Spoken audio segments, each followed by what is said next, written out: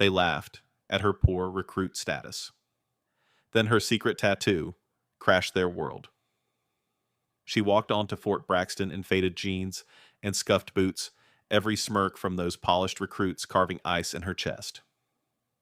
Then their champion, Carter Williams, snatched her by the collar and tore her jacket in a mocking flourish. Laughter exploded, then bled to silence. Colonel Peterson froze mid-stride, his face draining of color as he snapped to attention. Because etched across Maya Johnson's back wasn't a random tattoo, it was the symbol of a ghost program no one believed existed. Tonight, they will discover some secrets refused to stay buried. What happens next will destroy everything they thought they knew. If you've ever been dismissed, belittled, or overlooked, hit that subscribe button now. Because today, you're not just watching a story, you're joining a fight for justice. Like this video if you're ready to stand up against unfairness, and drop a comment below with your worst "they never saw me coming" moment. Stay with us. What Maya reveals next will haunt those who thought they were untouchable. Maya Johnson had never felt more out of place in her life. At 22, she traded her worn denim jacket for a uniform that still hung loose on her frame, the sleeves too long, the collar frayed. Born in a cramped apartment above her mother's beauty shop in Newark, she'd learned early how the world judged a person by the cut of their clothes and the brand on their feet.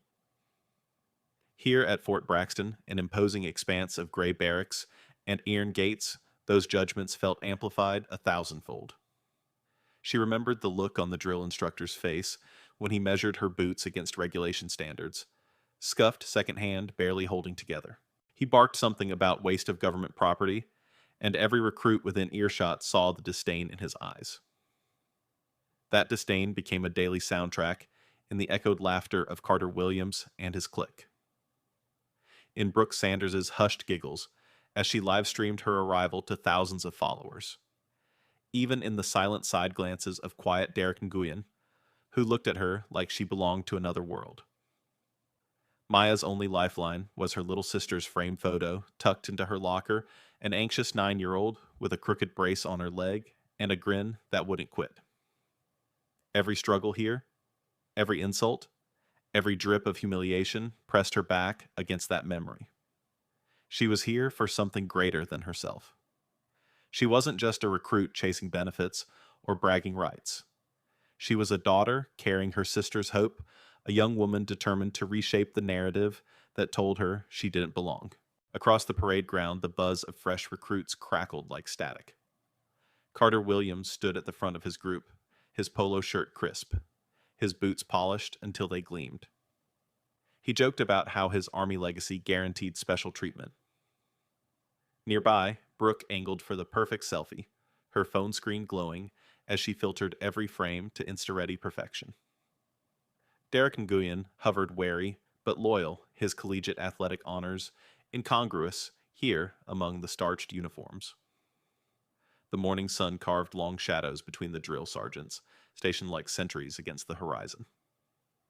Staff Sergeant Wright's silhouette cut across the asphalt, his voice slicing the air with precise commands.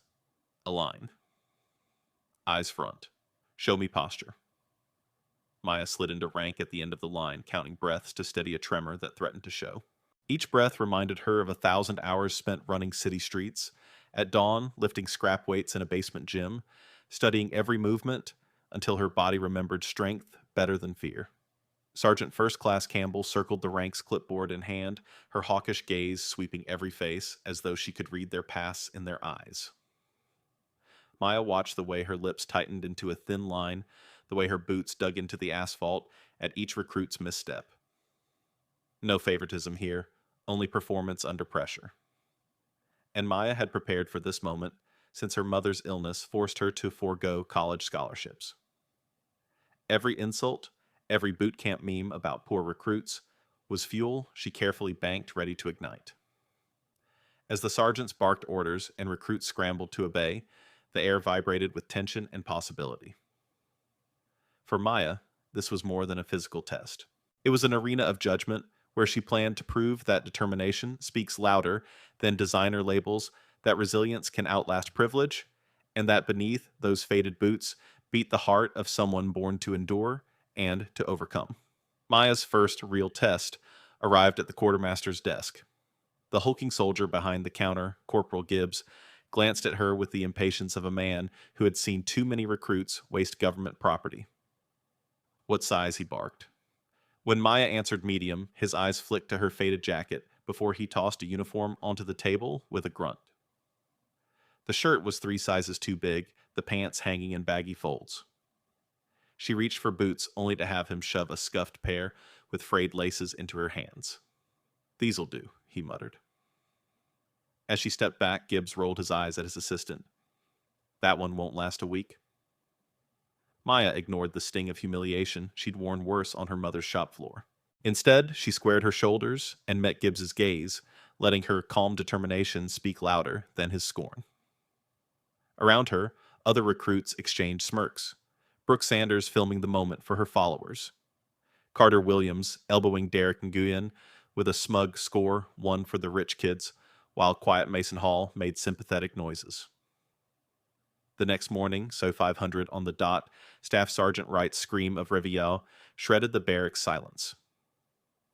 Maya snapped awake, rolling off her bunk with the precision of someone who'd rehearsed panic 1,000 times. In the fragile half-light, she found uniform boots and webbing without missing a beat, her lockdown time 90 seconds to spare. Others tumbled in a jumbled race. Lucas Green yelped when he kicked off a mismatched boot. Sophie Evans' frantically braided hair she'd forgotten regulations demanded off her collar. By the time Maya formed up at the line, faces were pale breaths ragged, but her chest rose and fell in steady rhythm, her eyes locked forward. On the parade ground, Wright's drill echoed off the concrete. Light jog to PT field, move, it Maya settled into a middle-of-the-pack rhythm, every footfall a quiet reminder of 5 a.m. runs through Newark streets. Carter surged ahead, Derek charging alongside their college muscles, flexing with competitive pride. Brooke gasped at Maya's passing nod. She hadn't noticed the silent girl at all until now. At the push-up station, Sergeant First Class Campbell checked her stopwatch. "Williams," she snapped. Carter dropped with mechanical grace, knocking out 68 perfect reps. Derek managed 64, his wrestling background visible in every straining fiber. When Campbell finally called Richardson, Maya's face registering only a flicker of surprise, Maya slid into position, her body a rigid plank. No flinch, no rush, just unbroken metronomic reps. At time, Campbell's brow shot up. 79, she announced. Whispered gasps rippled through the recruits. Maya had outscored 2 college athletes with effortless precision. Carter's jaw clenched as a seed of doubt lodged in his pride. Over the next exercise, sit-ups, pull-ups, and a timed mile, Maya stayed in the top 5, never the fastest, never the flashiest, but always among the best. Carter's table talk at breakfast crackled with resentment. "Where did she train?" he asked Derek. Mason shrugged. "No records, no files." Brooke tossed her hair, creep factors off the charts. Sophie Evans, ever the peacemaker, whispered, "Maybe she just works harder than we do." They all turned as Maya entered the mess hall alone, her silence louder than any debate. That afternoon, tactical movement drills tested more than strength. Fire teams of 4 had to advance across an open field under simulated enemy fire. Carter seized command of his clique himself, Derek Lucas, and Chris Anderson bounding forward with textbook aggression. They coordinated well, but their footprints cut wide swaths through the grass, their guns swinging in broad arcs. When Maya's turn came, her teammates Mason Sophie Lucas looked to her without hesitation.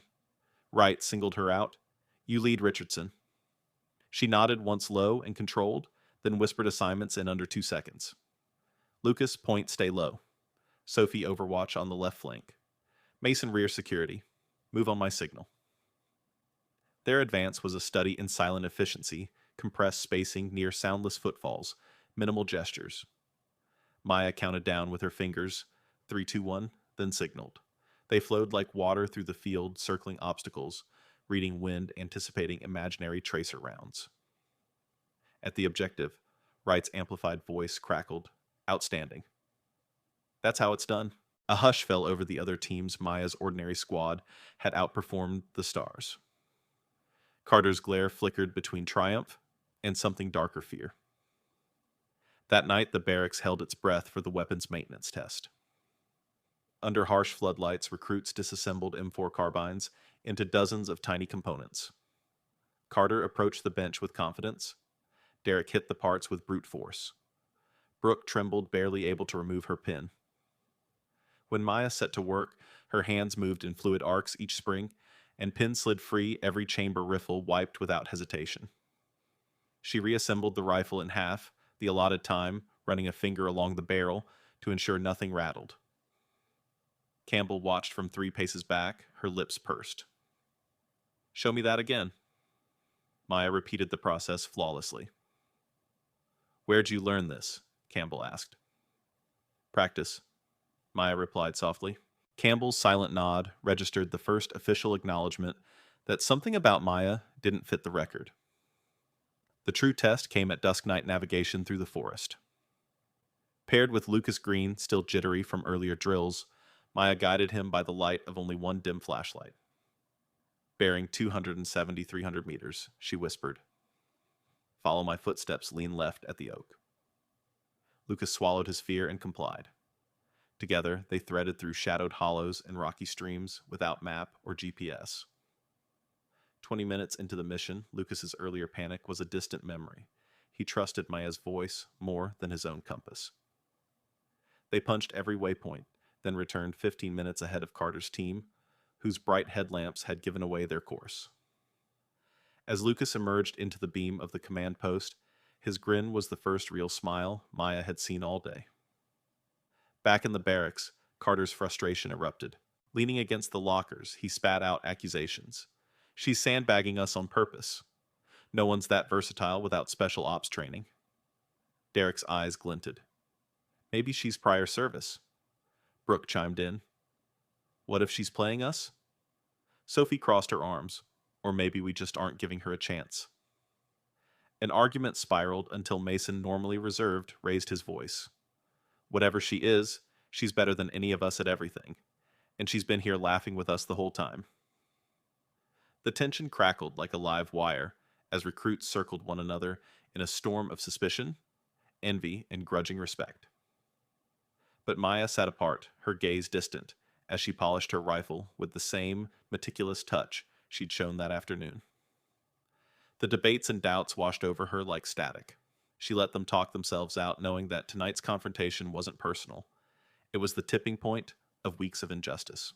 Around midnight, she slipped out of the barracks and pressed her palm against the cool bricks of the armory wall. In the dim glow of a single lamp, she traced the faded outline of her father's old unit patch, sewed inside her jacket.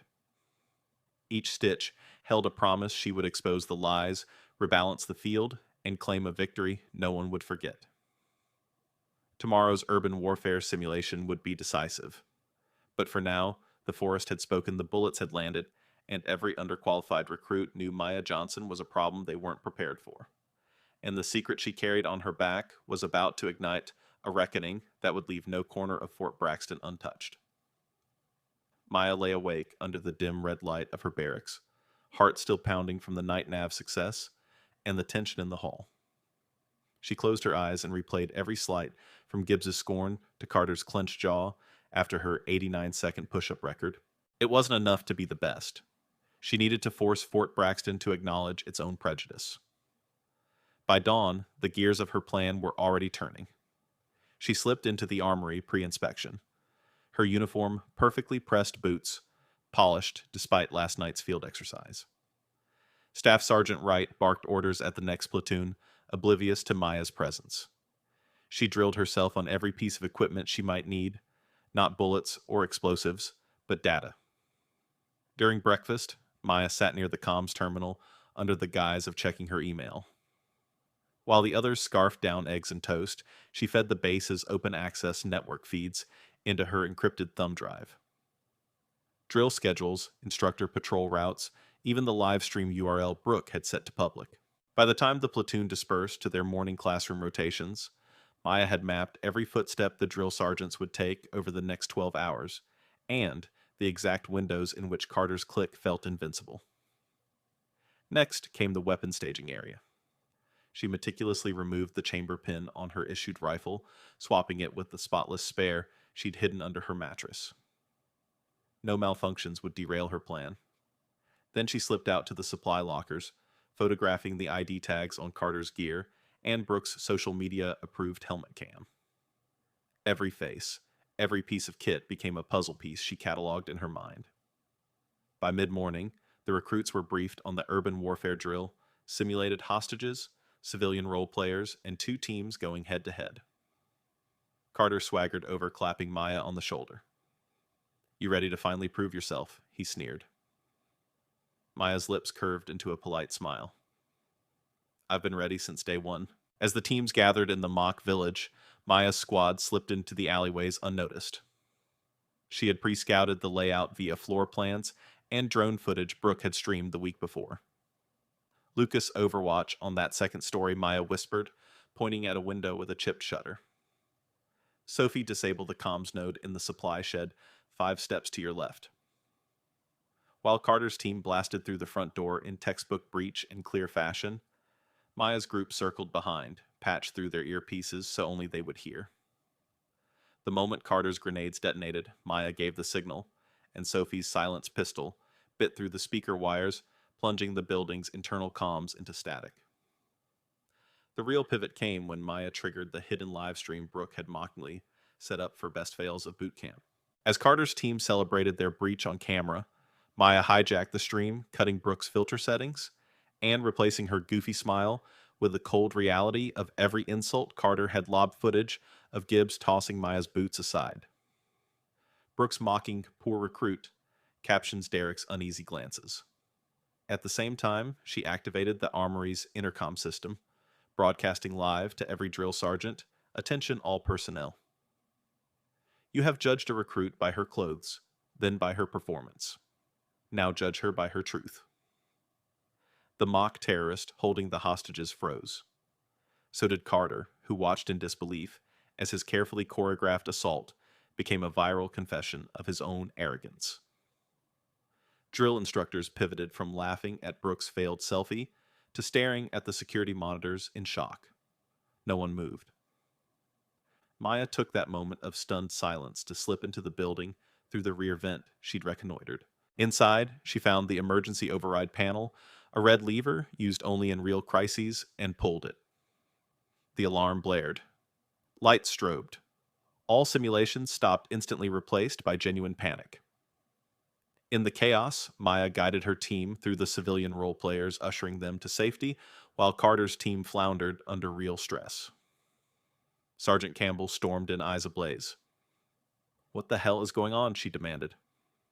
Maya held up her badge number. "The real crisis is that you trained for everything but this accountability." Campbell hesitated as drills dissolved into questioning recruits and live video feeds flooding every screen. The intercom crackled with Maya's final message. "Your judgment failed me. My record proved you wrong. Now prove you right by owning your failures." Within minutes, Commander Griffin and Colonel Peterson raced to the mock village's command center. Carter stumbled in helmet askew, trying to salvage authority. Maya stood at the center, calm in flight. Ready gear, the tattoo on her back visible through her unzipped uniform.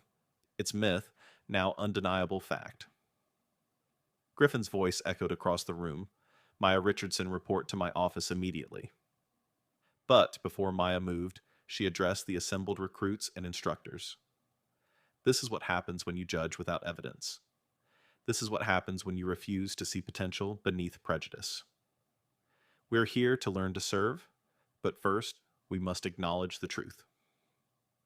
As the stunned silence stretched, Maya collected her thumb drive and stepped out of the comm center, leaving behind a base forever altered. Her plan had unfolded with precision intelligence and justice, exposing every hidden bias, every taunt, and every flinch of doubt. When the gates of Fort Braxton closed that evening, they did so on a reality that no uniform could conceal. Maya Johnson had turned the system's own structure into her stage, and the world had been forced to watch her truth play out in real time. The reckoning had begun. The moment the alarm shrieked, Maya's team sprang into action. Sophie grabbed the first civilian role player's arm, her voice calm. This way, follow us eyes down. Lucas formed a human shield with his body ushering the group through a side corridor she'd scouted earlier. Mason jammed the door's electronic lock with a paperclip-thin shim, buying precious seconds as echoes of boots and shouts grew louder. In the main hall, Carter's team panicked. Brooke fumbled her cam, its battery dying in her sweaty palm. Carter barked orders, his voice cracking. Clear the hallway move, but the corridor split into two narrow passages exactly as Maya had planned. Carter hurled a grenade into the wrong corridor, the blast fizzing harmlessly against a reinforced wall. His men dove for cover as dust and shockwaves rattled ceiling panels. Maya signaled Sophie, who triggered a remote switch beneath her sleeve. Floodlights snapped on overhead, bathing the hall in harsh white glare. Carter squinted against the glare, angrily ripping off his helmet. Who set these lights? We're blind. At that moment, Lucas lobbed a smoke canister behind them, its plume filling the cavernous space with thick gray clouds. Carter coughed, fumbling for his comms, but his radio crackled only with static. Sophie had already severed the comms node earlier. Isolated, disoriented his team scattered like prey without a pack. Maya led her squad through a maintenance hatch she'd pried open, tiny digits of doubt etched on her face as she emerged into the village square. Crowds of civilian extras froze in mid-drama, wide-eyed. The mock terrorist actors, until minutes ago, dropped their cues and stared at Maya's uniform, her weapon slung but ready.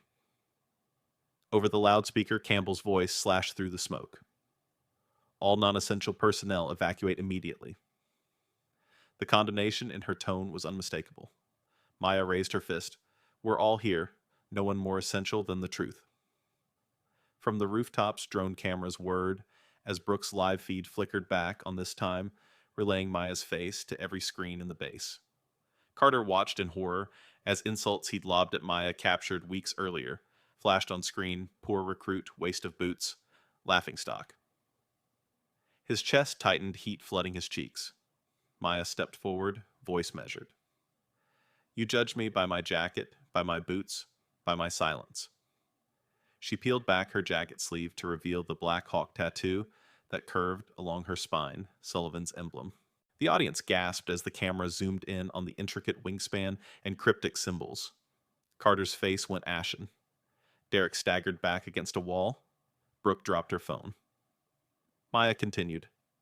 This is the mark of every recruit whose potential you crushed with stereotypes. Today it's mine.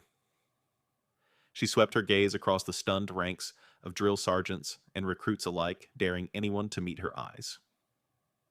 For a heartbeat only, the alarms and drones filled the air. Then, as if rehearsed, every instructor pivoted their uniforms sturdy against the chaos. Sergeant Campbell advanced toward Maya, arms crossed, lips pressed into a thin line.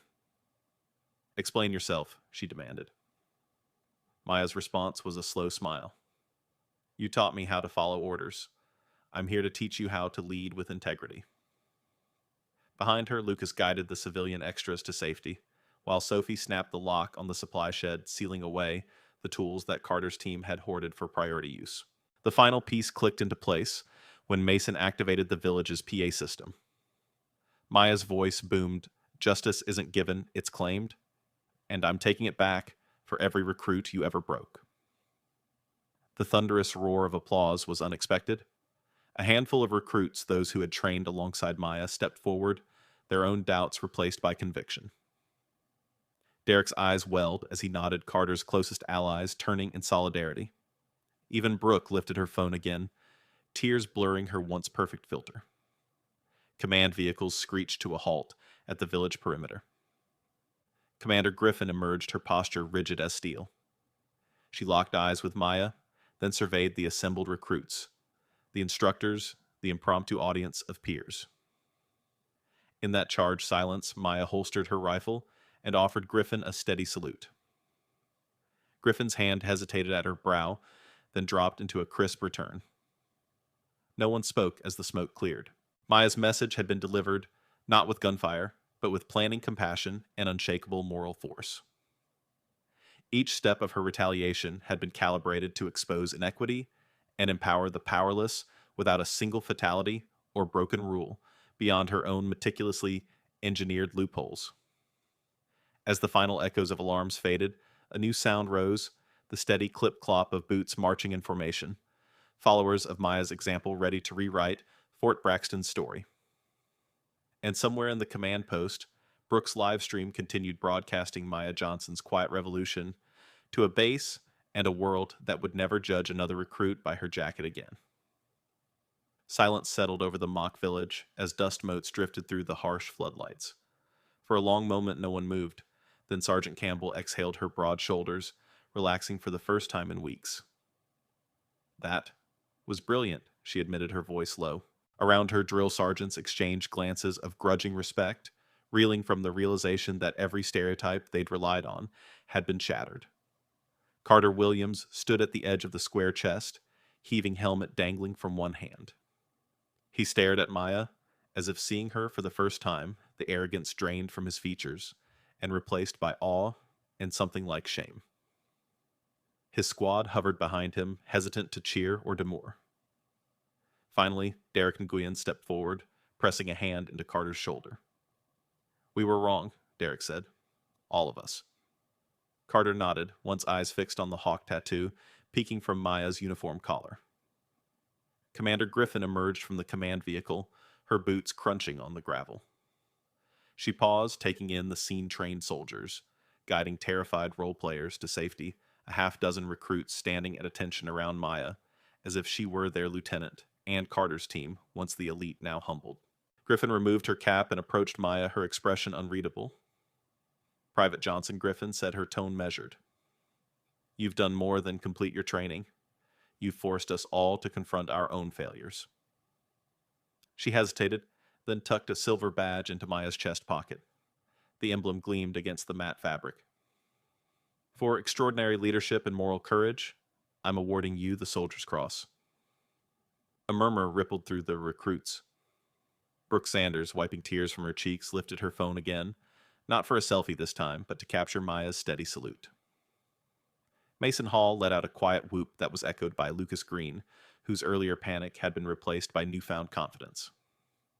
Sophie Evans simply beamed pride, lighting her face. In the aftermath, Carter stayed at Maya's side, voice hushed. "Thank you," he said, "for showing me what it means to be a soldier." Maya nodded, her gaze drifting toward the horizon, where the first streaks of dawn were already lighting the sky. "We did this together," she replied. "Every one of us has to own it." Weeks later, Fort Braxton's training roster bore a new entry justice integration program. Maya's name topped the list of instructors alongside Sergeant Campbell and Staff Sergeant Wright. The base newspaper ran a front-page story, "Boot Camp Revolutionized by Recruits' Steely Resolve." Carter and Derek led small groups of fresh recruits through the obstacle course, recounting Maya's strategy as a blueprint for true leadership. In the mess hall, the old click tables were gone. Now recruits sat in mixed squads, sharing gear and swapping tips. Secondhand boots passed from veteran to newcomer, untouched by scorn. And on the wall above the command tent, a large banner displayed the hawk emblem, in bold black lines captioned, "Strength knows no uniform." At night, the barracks echoed with quiet conversations, not about grades or final scores, but about integrity, accountability, and what it truly meant to serve. Maya Johnson stood in the doorway, watching her fellow soldiers prepare for lights out. She touched the photo of her sister taped inside her locker, no longer a silent reminder of struggle, but a testament to how far they'd all come. Fort Braxton was never the same. The echoes of that day rippled through every training rotation, every drill, every lecture on military history. And whenever a new recruit questioned their worth, a sergeant would slip off their cap point to the banner and say, "Here talent is born from courage, not labels." Maya's revolution had done more than earn her a medal. It had rewritten the story of an entire institution. And as the gates closed each night, the legacy of her justice, hard won, fiercely defended, stood guard over every soldier who dared to rise above prejudice and become the leader they were meant to be. And that was Maya Johnson's story, A single recruit who refused to be defined by her boots or her past, and instead rewrote the rules for everyone at Fort Braxton. If you've ever felt sidelined or underestimated, share this video with someone who needs to see how courage can shatter the toughest walls. Hit the like button.